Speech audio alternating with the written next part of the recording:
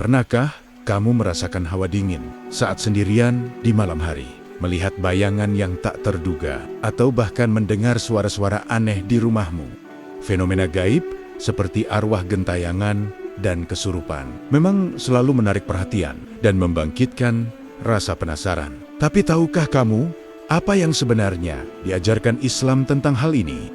Pembahasan kali ini akan menjawab semua pertanyaanmu tentang: pertama, arwah gentayangan. Benarkah ada? Apa yang diajarkan Islam tentang keberadaan arwah gentayangan? Adakah dalil Al-Quran dan hadis yang terkait dengan arwah gentayangan? Kedua, panik saat bertemu hantu. Jangan lakukan ini. Bagaimana seharusnya bersikap ketika bertemu dengan hantu? Adakah langkah-langkah yang dianjurkan dalam Islam untuk menghadapi situasi tersebut? Ketiga, fakta menarik tentang kesurupan. Menurut Ibnu Taimiyah, apa sebenarnya kesurupan menurut Ibnu Taimiyah? Apa penyebab seseorang bisa kesurupan? Bagaimana cara mengatasi kesurupan berdasarkan ajaran Islam? Saksikan video ini sampai akhir untuk mendapatkan informasi yang lengkap dan kredibel tentang fenomena gaib. Sebelum lanjut, jangan lupa untuk bantu support channel Surga Firdaus dengan like, subscribe, dan tulis pendapat kalian di kolom komentar. Bismillah. Mari kita mulai pembahasan kali ini.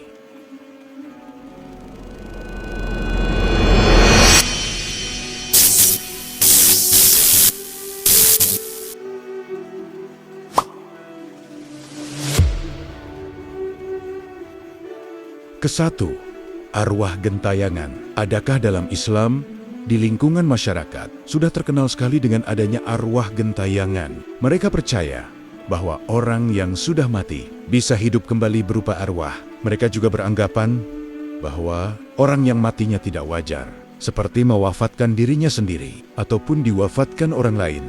Maka arwahnya penasaran. Arwah tersebut akan meminta sesuatu agar arwahnya bisa tenang. Namun, adakah arwah gentayangan dalam Islam? Tentang arwah gentayangan atau hantu ini merupakan opini yang salah kaprah.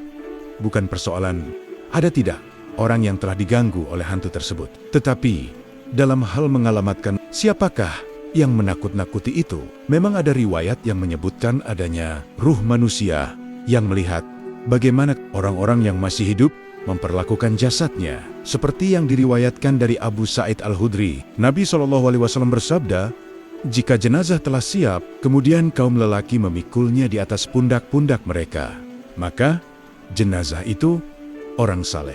Ia berkata, segerakanlah aku. Tetapi jika tidak saleh, ia berkata kepada keluarganya, celaka, akan kalian bawa kemana aku? Segala sesuatu akan mendengar suaranya selain manusia. Dan andaikan manusia mendengarnya, niscaya akan jatuh tersungkur. Hadis riwayat Bukhari. Hal ini juga dikuatkan pula oleh dua hal, yaitu pertama, keterangan yang sahih menyebutkan bahwa orang kafir mendapatkan siksa kubur, sedangkan orang yang saleh mendapat nikmat di kubur. Bagaimana sempat mereka bergentayangan dengan berbagai motif, misal balas dendam, menolong temannya yang masih hidup, atau mencari kesenangan lain di dunia. Kedua, andai saja orang yang telah mati diberi kesempatan untuk hidup kembali, tentulah mereka memilih fokus untuk beribadah, bukan untuk balas dendam atau yang lainnya. Lagi pula, bagaimana dengan hisabnya di akhirat? Jika dia membunuh seseorang setelah meninggal, bagaimana pula dengan catatan amalnya? Jelas hal ini menyelisihi dalil-dalil qot'i yang menyebutkan bahwa manusia putus amalnya ketika telah mati, seperti hadis yang sudah sangat populer, jika manusia mati, maka putuslah amalnya, kecuali tiga perkara, yakni sedekah jariah, ilmu yang bermanfaat, dan anak salih yang mendoakannya. Hadis riwayat Muslim. Allah Subhanahu wa Ta'ala dalam Al-Quran, Surah Al-Mu'minun, ayat 99-100 memberitakan bahwa orang-orang yang telah dikuburkan mustahil bisa kembali ke dunia, kecuali dibangkitkan setelah hari kiamat orang-orang kafir. Roh jahat terkurung dalam penjara alam kubur. Dan pada ayat lain, Surah Ar-Rum, ayat 56. Jadi, tidak ada kekuasaan manusia yang telah berada di alam kubur. untuk bisa kembali ke dunia ini, Rasulullah Shallallahu Alaihi Wasallam mengabarkan bahwa setelah roh keluar dari tubuh manusia atau meninggal, roh itu diantar oleh malaikat menuju penciptanya, Allah Subhanahu wa Ta'ala. Setelah itu, dikembalikan ke alam kubur. Di alam kubur, roh mendapat pemeriksaan oleh malaikat Munkar dan Nakir. Melalui pemeriksaan itulah, roh ditempatkan pada tempat yang layak baginya. Kemudian, dibukakanlah untuknya pintu ke arah surga atau neraka. Lalu kepadanya dikatakan, inilah tempat tinggalmu, dan itu pula lah yang diserahkan oleh Allah untukmu, yaitu segala sesuatu yang ada di dalamnya. Mayit itu merasakan kenikmatan yang besar, dan umat berbahagia jika orang saleh. Kemudian dikeluarkanlah kuburnya, itu sampai 70 hasta dan diberi penerangan di dalamnya. Tubuhnya dikembalikan sebagaimana permulaan dahulu. Rohnya diletakkan di dalam kelompok roh yang suci, yaitu dalam tubuh seekor burung yang bertengger di salah satu pohon surga. Hadis riwayat Ahmad. Berdasarkan keterangan Al-Quran dan hadis, maka jelaslah bahwa tidak ada roh gentayangan. Yang ada adalah roh orang yang mukmin, tidak bisa terangkat ke atas gara-gara utangnya yang belum terbayar. Rasulullah Shallallahu Alaihi Wasallam telah menegaskan bahwa tidak ada hantu di dalam arti roh mati ke dunia mengganggu manusia. Hadis riwayat Muslim. Apa yang selama ini diyakini oleh sebagian besar umat Islam hanyalah tipu daya setan dari bangsa jin. Setanlah yang menyamar sebagai orang yang telah mati, seperti dilihat oleh orang-orang yang tertipu. Setanlah yang masuk ke dalam tubuh manusia dan mengaku-ngaku sebagai roh orang tua atau orang-orang saleh. Karena hanya setan, jin yang diberi kemampuan oleh Allah untuk masuk ke dalam tubuh manusia. Sebagaimana keterangan Rasulullah Shallallahu Alaihi Wasallam, bahwa sesungguhnya setan jin beredar di dalam diri manusia, seperti aliran darah. Hadis riwayat Bukhari Muslim. Ketika melihat hantu, apa yang harus dilakukan? Kami tekankan bahwa hakikat hantu adalah jin yang menampakkan diri kepada manusia dalam rupa yang bukan aslinya. Kita dan jin sama-sama mendapatkan tugas syariat. Mereka makhluk, kita juga makhluk. Tidak ada kelebihan yang mereka miliki melebihi kita, selain keadaan mereka yang tidak bisa kita lihat, sementara mereka bisa melihat kita. Allah berfirman, wahai anak Adam, janganlah sekali-kali kamu dapat ditipu oleh setan, sebagaimana ia telah mengeluarkan kedua ibu bapakmu dari surga. Ia menanggalkan pakaiannya dari keduanya untuk memperlihatkan kepada kedua auratnya. Sesungguhnya iblis dan golongannya bisa melihat kamu dari suatu tempat yang di sana. Kamu tidak bisa melihat mereka. Al-Quran Surah Al-A'raf ayat 27. Dan karena karakternya yang tidak bisa dilihat, mereka disebut jin, dari kata jannah yang artinya tersembunyi. Ibnul Faris dalam kamusnya mengatakan, jin dinamakan jin karena mereka tidak terlihat oleh manusia, akan tetapi jin bisa menjelma menjadi makhluk yang lain sehingga bisa terhindar oleh manusia, baik dengan dilihat, didengar, atau diraba. Lalu apa yang harus kita lakukan ketika melihat jin? Secara umum, manusia merasa sangat takut melihat penampakan jin, makhluk astral. Karena secara naluri, kita takut terhadap wajah buruk, mengerikan dan menjijikan. Untuk itu, yang terpenting di sini adalah kita tidak secara sengaja mencari-cari masalah, agar bisa melihat penampakan makhluk astral itu. Di samping tidak ada manfaatnya, perbuatan semacam ini bisa membuat jin semakin bangga untuk mempermainkan kita. Kemudian secara umum, jin yang menampakkan diri kepada manusia, ada yang bermaksud jahat, dan ada yang sebatas iseng. Terkadang setan itu datang dengan maksud jahat, misalnya ingin membunuh kita atau membakar kita. Kejadian semacam ini pernah dialami Nabi Shallallahu Alaihi Wasallam. Abu Tayyah meriwayatkan bahwa ada seseorang bertanya kepada Abdurrahman bin Janbasi, apa yang dilakukan Rasulullah ketika setan hampir saja membunuh beliau. Kemudian Abdurrahman menceritakan, suatu ketika datang beberapa setan dari berbagai lembah untuk menyakiti Rasulullah Sallallahu Alaihi Wasallam. Mereka turun dari beberapa pegunungan, dan di antara mereka ada salah satu yang membawa obor dengan api menyala-nyala. Dia ingin membakar Rasulullah. Beliau pun merasa takut. Kemudian datang malaikat Jibril dan mengajarkan, hai Muhammad, ucapkan kata Jibril. Apa yang harus kuucapkan? Tanya Rasulullah. Tegas Jibril ucapkan, "Aku berlindung dengan kalimat-kalimat Allah yang sempurna, yang tidak akan dilewati oleh orang baik dan orang durhaka. Dari kejahatan apa yang diciptakan dan dijadikannya, dari kejahatan apa yang turun dari langit dan yang naik ke dalamnya, dari kejahatan yang tumbuh di bumi dan yang keluar darinya, dari kejahatan fitnah-fitnah malam dan siang, serta dari kejahatan-kejahatan yang datang di waktu malam, kecuali dengan tujuan baik, wahai Tuhan yang Maha Pengasih."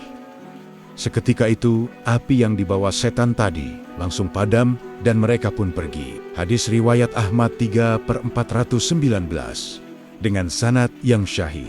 Ibnu Sunni nomor 637, Mahamazawat 10/127 dan disahihkan Syuaib Al-Arnaud.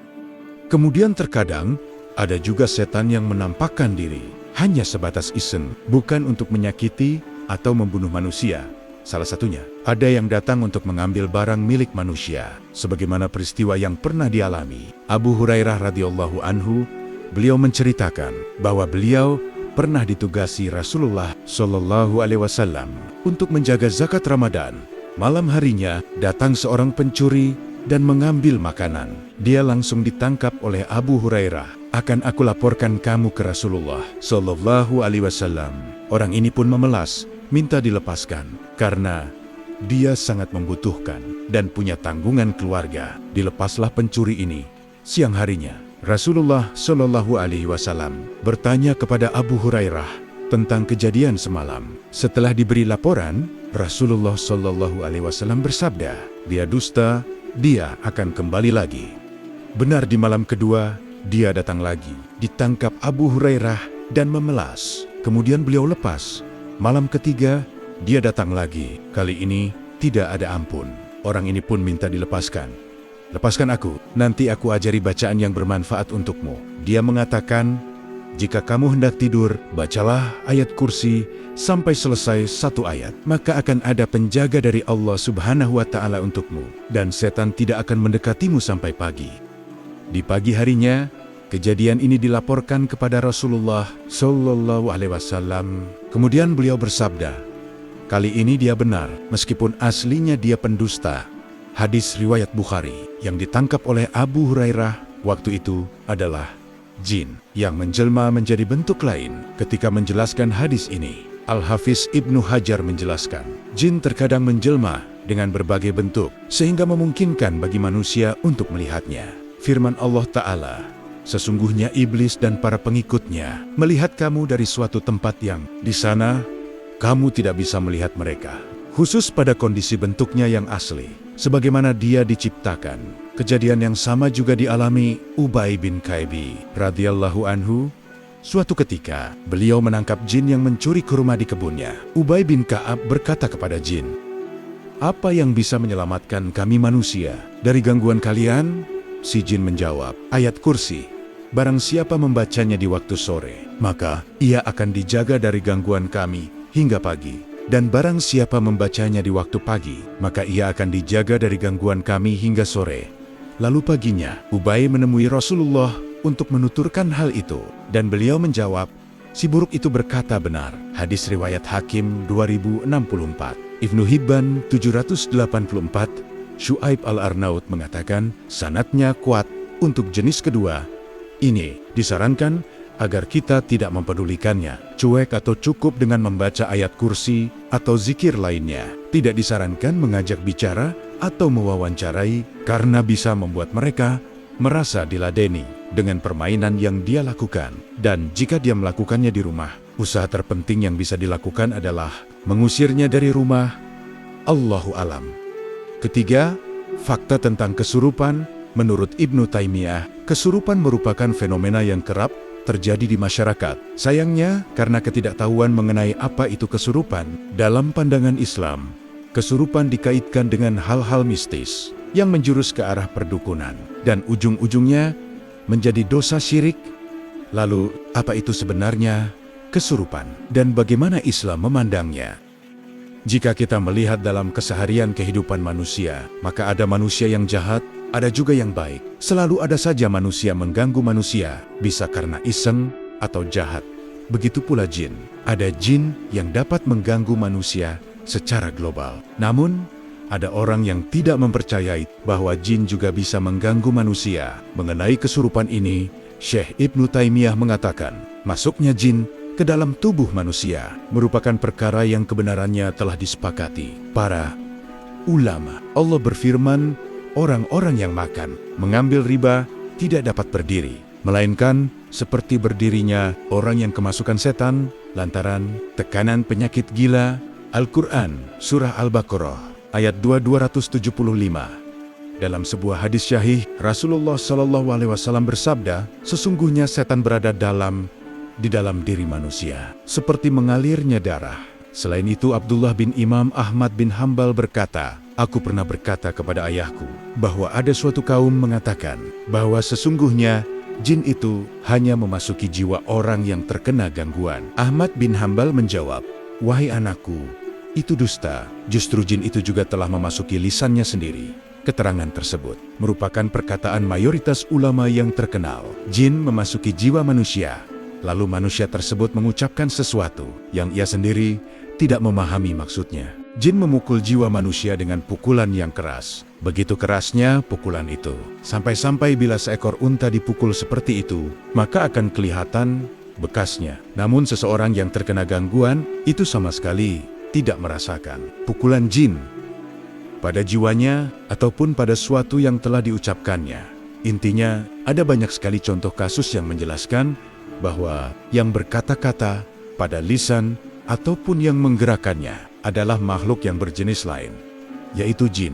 Tak ada seorang pun di kalangan ulama yang mengingkari masuknya jin dalam jiwa orang yang terkena gangguan. Barang siapa tidak mempercayai hal tersebut dan menyangka bahwa syariat menyangkal peristiwa tersebut, maka justru dia sendiri yang menyangka syariat. Toh tidak ada dalil syariat sedikit pun yang mengingkari peristiwa tersebut. Disebutkan dalam juz 19 halaman 12, di antara orang-orang yang tidak mempercayai adanya kejadian jin merasuki tubuh orang yang kerasukan adalah Al-Juwaibai dan Abu Bakar Ar-Razi dari golongan Mu'tazilah, penyebab gangguan jin.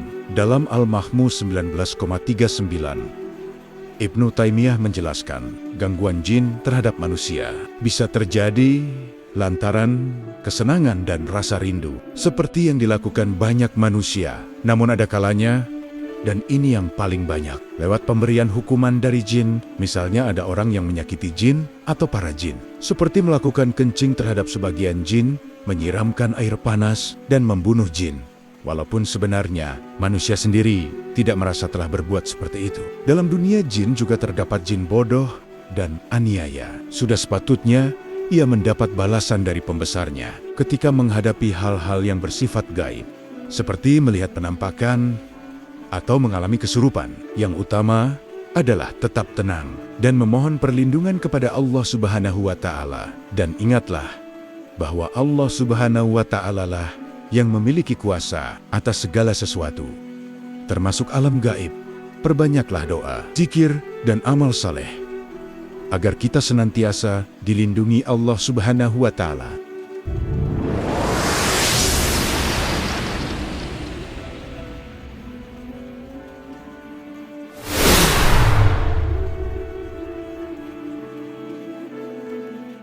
Jika saudara sekalian memiliki pemahaman lain yang bersumber pada dalil yang sahih, silakan tulis di kolom komentar di bawah. Semoga video ini bermanfaat dan menambah keimanan kita kepada Allah Subhanahu wa Ta'ala. Jangan lupa untuk bantu support channel Surga Firdaus dengan like, subscribe, agar tidak ketinggalan konten menarik lainnya. Akhir kata, wassalamualaikum warahmatullahi wabarakatuh.